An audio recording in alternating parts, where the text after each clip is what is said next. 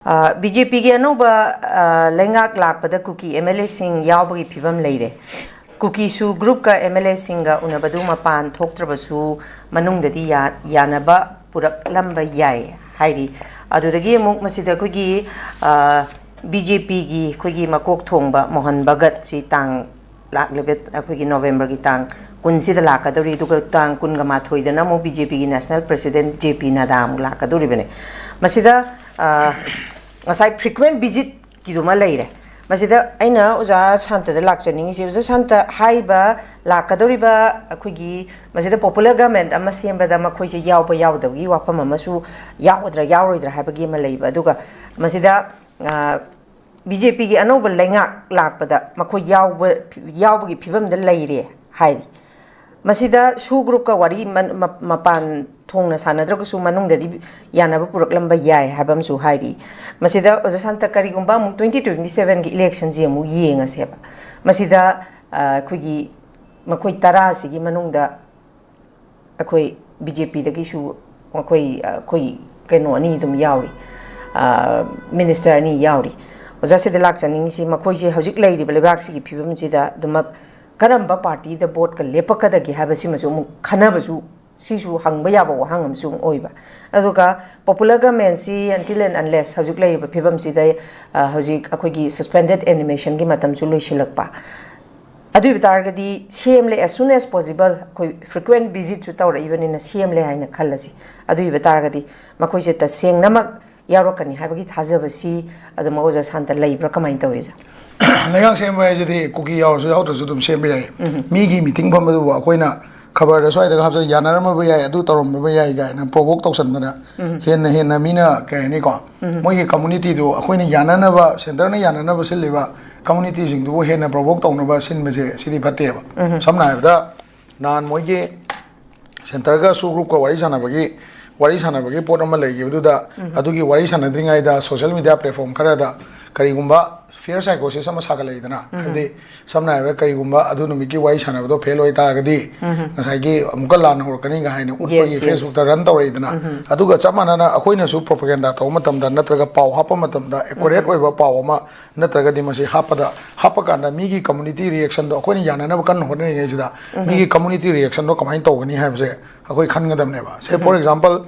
akoi ai hojik to so haijagre Michael lemsatang hokip sema hojik sida Imphal manung lei akoi kanam ta monda meitei amta mon provoke tawde lambi da kai da tawde magi mathak da against the COM CSO amta na wangang de akoi je unified Manipur ma idea of Manipur da stand toba adugumba community ni valley da lei se meitei khaktagi wanate tamkul naga ichinno pamai ko dai chothe aimol mayam loi mani Imphal valley sida Thawal Imphal Bishanpur sai da loina pulap valley sida taminaraga Manipur gi economy gi part ama oiri ne ba koina ko si gi pot se yengmom change ba aduna moi gi yarok ta ba haibse si moi gi apamane moi gi people ga moi gi leader na decide tau jagadabne center gi side gi yam clear kata moi da hai gre ngan da hai da ngai ri there will be no separate administration bifurcate tawai wafam leite but development gi context ta anything dakar leiba do Manipur assembly gi through da keno tawga have di discuss tawga na assembly gi resolution chatlaga center na madu gi oiba grant in aid oigara na traga new formula ma yeng madu di me manaraga tawdamne hai ba yana ba se CSO na lepangam bana te ba ko CSO ga chamar phamina su tara phamina ta su imu yum sign tawna lakdi yai ba ko adui makhata abdu di akoina thagat khiba leader sung duna through assembly through parliament push tawga pass tawra kanda madu gi particular budget na traga economic package moina phangsa gadam ne ba ko aduna any condition da lengak lei tabida moi apam phang ba je center na grant in aid oina heta piba haimse amisana pam ene heta grant in aid piba ya ba ponate parliament dei pass tawam sange do so upper house lower house ko jaga khar le mbi 200 300 crores prime minister package tagi home ministry package tagi piba ko aduna long term sustainability na tra long term peace process ta aduna mai pa ko di oi ba ko particular law magi makhada sigi group sigi natraga sigi tribe sing sigi oiba sigi package se natraga sigi council gi manungda natraga government gi manungda natraga tribal development gi manungda si leirani haiba pochima parliament gi pirakpam change gazette on mam change ba ko ngatangi yada gi lupa crore samai samai package tuna aduna satisfy oinga moi adu lorga na problem ka tolakane ba si khanga ga chat ka dawni aduna ai mota ngasai si point sing se ngasai ki kanona center na yamna thoroughly discuss torom do male ko moi gi su group ki phamina da ko kai noi si di phangaroi adu bu noi si poche si mathang da noi kari tobe adu gi further ground discussion ma moi su torom gani lowe ko ai motor mai lowe adu ga aina khanjaba da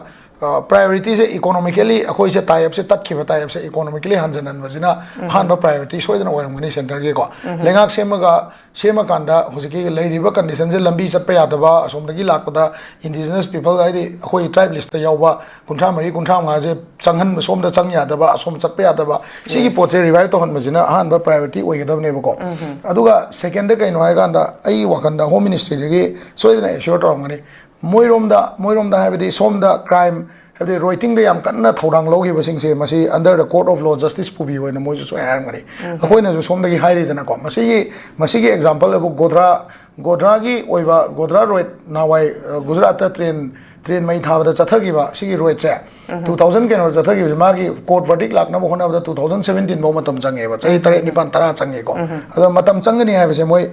khangam gadra na khale immediate solution porokpagi program dumadi sunglai leitre aduna government da participate tawdaba taragadi akhoi mangjaba yam chauna lei na discuss tawrambadi yai adu lepak tabdudi akhoi na somda moi yanagre moi yaura ni kholani haibese sigi timing sida akhoi haibam thokte mase party ki president na mana magi chindagi tagadam ne garang anju party president na yamara warauna miyam da pawdom ta tamjage haiga sakar seman gane na haibiram me di haire bako sakar seman gane haibiram masidi yam kuire akhoi na party president dang saningi sidi whether you are in contact with the cookies or MLAs maru ne noi BJP tare to noi pau phonari bra kari pau phonari hai bese media na hangmam to eba hangmam thok tabra ne media na hangmam to eba ngasi mauda meeting of famma matam da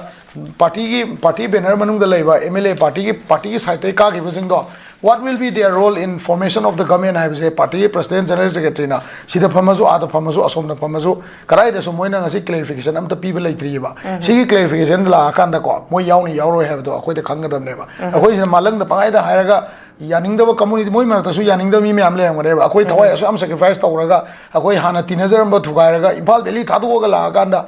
thadu la kana noina noi gi khongthang haladi akoi punchi si loi mang drogai hai su le ngane ba akoi som su lei ne ba nata adu maina tawdana sai ke hai tare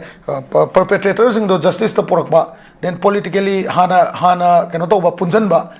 keno government semding aida politically moyana punjan mamchange punjal labra punjan drive do akoina khangdabni na akoina swai da moise tongan ba entity moina moigi meeting phangre ye moi yaurni ye ka hai do masi ai motadi masi haining de mamdi ka hino ha ganda moise BJP party ke banner gi makha da karaba mi tare ne bako mi tare tu BJP party na akoi de explain to godam ne moina aside phanggi mi pham do kari haina gi ye party da report laita ta di moi BJP gi mi ne na laude na hai gadam ne du hai bisu ngam da ba lengak sem do yawn ning ba मंत्री जो ओहनिंग बा मोई की मीने जो हाइनिंग बा मियाम जना अवाब पीबा अदुदी याम लाले ना दुमाइन थमसगे okay thank you very much जसंता सिदा अखुगी